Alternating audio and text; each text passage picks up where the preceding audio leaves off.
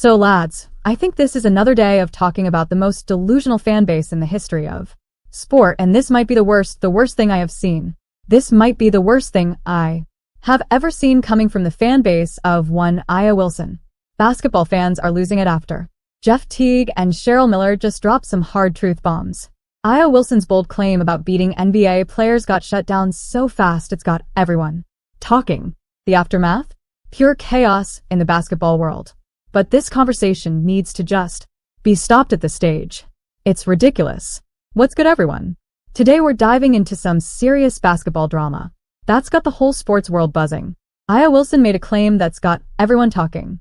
But Jeff Teague and Cheryl Miller just stepped in with some reality checks that changed the whole game. But it doesn't make the statement false, and the reason why this statement has to be made is because of idiots like the Aya Wilson fanbase. Like, this statement should not have to be made. This is not beneficial in any way for basketball. The problem is this statement has to be made when people are actually arguing that Aya Wilson would be an NBA player. Aya Wilson not only wouldn't be an NBA player, Aya Wilson would not make any Division I college team. Let me break this down for you from the beginning, because this story is wild from start to finish. Aya Wilson, who's absolutely dominating the WNBA right now, appeared on If You Don't Know. Aya, we're talking about someone who's been crushing it in the WNBA, multiple-time All-Star, MVP awards, championship rings, she's got it all. But what she said on this podcast, that's what got everyone losing their minds.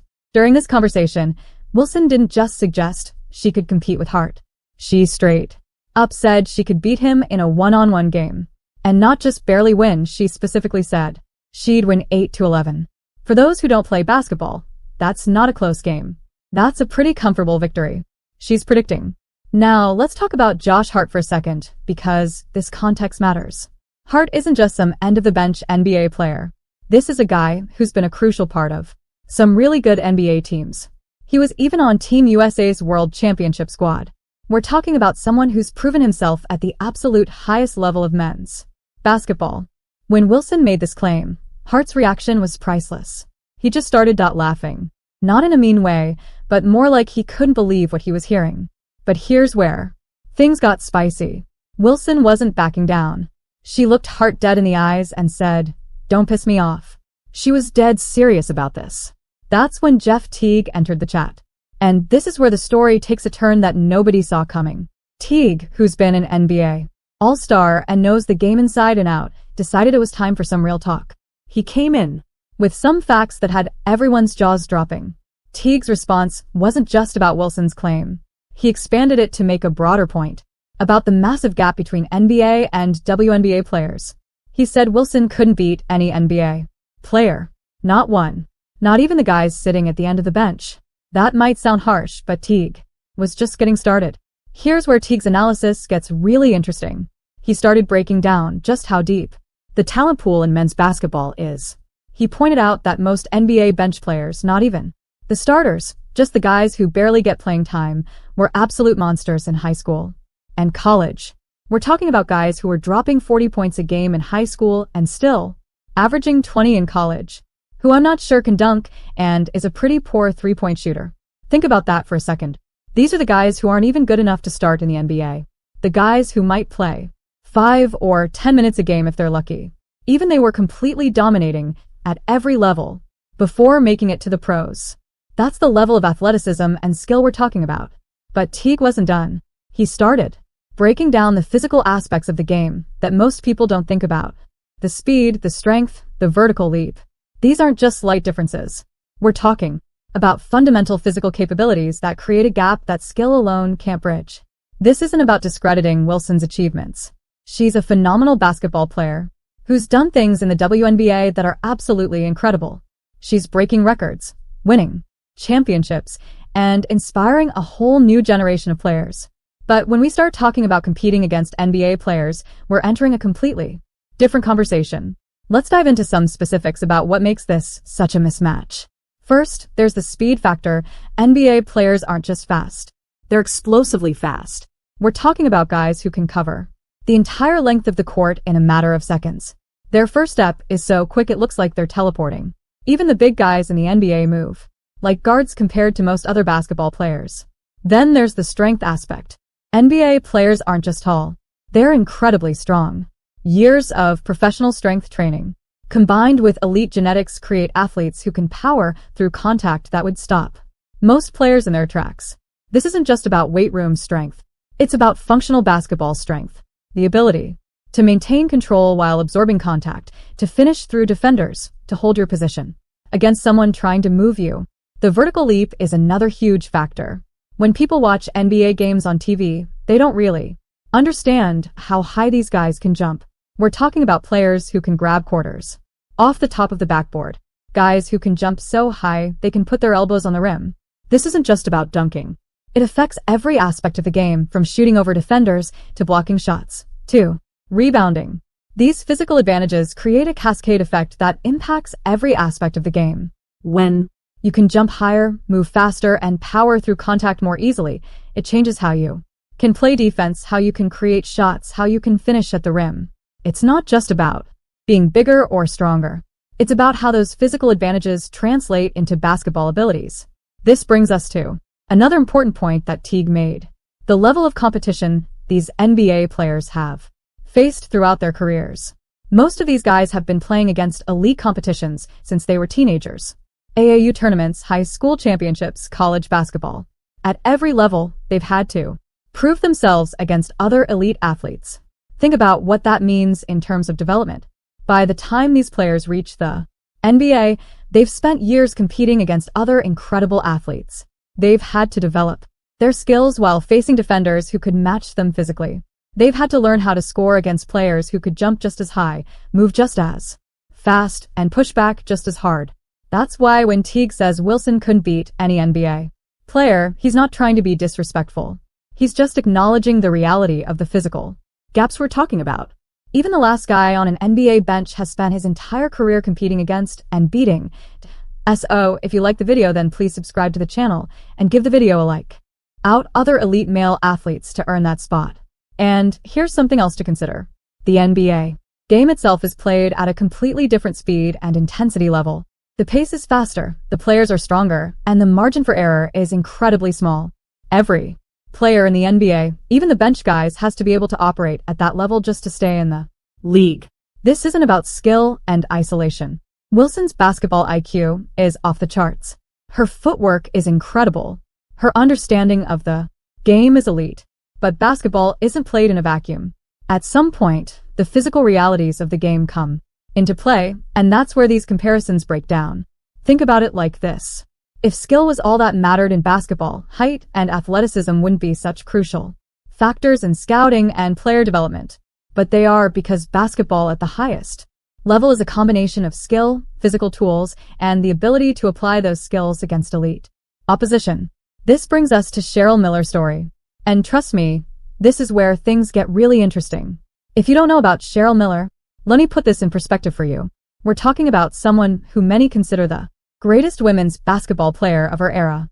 Some even say she would have been better than Wilson if she'd played in the WNBA. Miller's resume is absolutely stacked. She dominated college basketball at USC, led her team to multiple NCAA championships, and was breaking records left and right. She was so good in high school that she received over 250 scholarship offers. That's not a typo. 250. We're talking about someone who is basically changing the game of women's basketball. But even Cheryl Miller, with all her talent and dominance, got a reality check that nobody saw coming. It happened when she decided to play one-on-one against her younger brother, Reggie Miller. Yes, that Reggie Miller, the NBA Hall of Famer who used to torch the New York Knicks and is considered one of the greatest shooters ever. But here's the kicker. This wasn't even NBA Reggie. This wasn't even college Reggie. This was high school freshman Reggie Miller. Cheryl came home from college during Christmas break, feeling confident about her game. She was at the peak of her powers, dominating college basketball, and thought she could handle her little brother. The story she tells about what happened next is both hilarious and eye-opening. She went downstairs to play, turned around expecting to see her little brother, and instead found herself looking up at someone who had shot up to 6 feet 7 inches.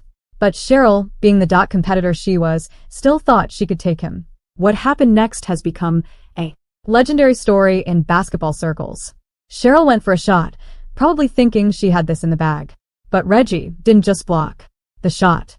He pinned it so decisively that Cheryl's reaction tells you everything you need to know about the gap we're talking about. Instead of continuing the game, instead of trying again, Cheryl walked straight into the kitchen and sat down with her mom. She never played one-on-one against Reggie again. Think about that. One of the greatest women's basketball players ever. And she couldn't handle her high school freshman brother. This story perfectly illustrates what Jeff Teague was trying to explain about Aya Wilson's claim. It's not about disrespecting women's basketball or diminishing anyone's achievements. It's about acknowledging the physical realities that create these huge gaps in how the game can be played. Let's break down what makes these comparisons so problematic. First, there's the size factor. Wilson is 6 feet 4 inches, which makes her a center in the WNBA. But in men's basketball, that's guard size. Even in college men's basketball, she'd be trying to guard players who are not only taller, but also significantly stronger and more explosive. Then there's the athleticism factor. Wilson is an incredible athlete in the WNBA, but the athletic requirements for men's basketball are just different. We're talking about a game where even point guards can dunk with ease, where players regularly jump over each other for rebounds, where the speed of the game is just on another level. This brings us to another point that often gets overlooked in these discussions: the development pathway for NBA players. By the time someone makes it to the NBA, they've been competing against elite male athletes their entire lives. They've had to develop their skills while facing defenders who could match or exceed them physically. Even guys playing in lower-level men's professional leagues around the world would likely be too much physically. Teague mentioned this, pointing out that there are guys playing in second-tier leagues in various countries who could dominate these matchups, not because they're more skilled, but because the physical gap is just too significant. Here's something else to consider: the style of play in the NBA versus the WNBA. The NBA game is played above the rim. It's not just about dunking, it's about how the threat of playing above the rim changes everything about how the game is played, how defenders have to react, how shots get contested, how rebounds get grabbed.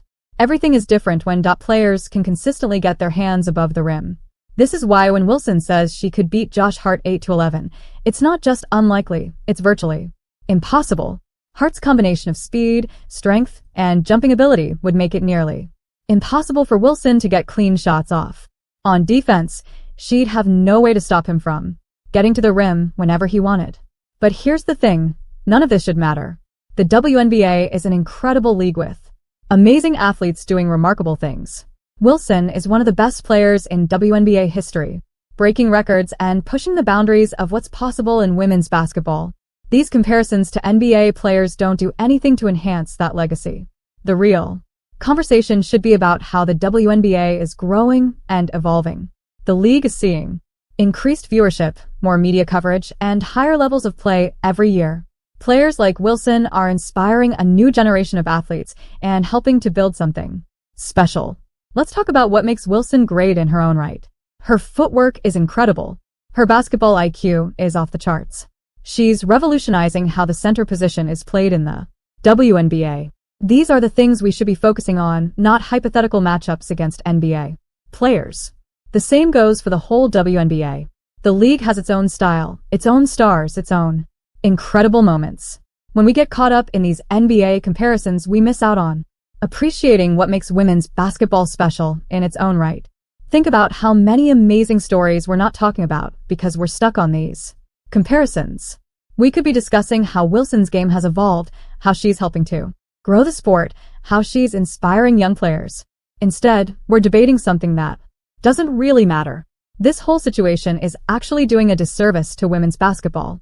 By focusing on these comparisons to NBA players, we're missing the real story, how the women's game is evolving and creating its own identity. The WNBA doesn't need to be compared to the NBA to be legitimate or exciting. The future of women's basketball is incredibly bright. The level of play keeps getting better, the fan base keeps growing, and players like Wilson are pushing the boundaries of what's possible. That's the conversation we should be having, not whether a WNBA star could beat an NBA player one-on-one. As we wrap up this discussion, it's worth remembering something important.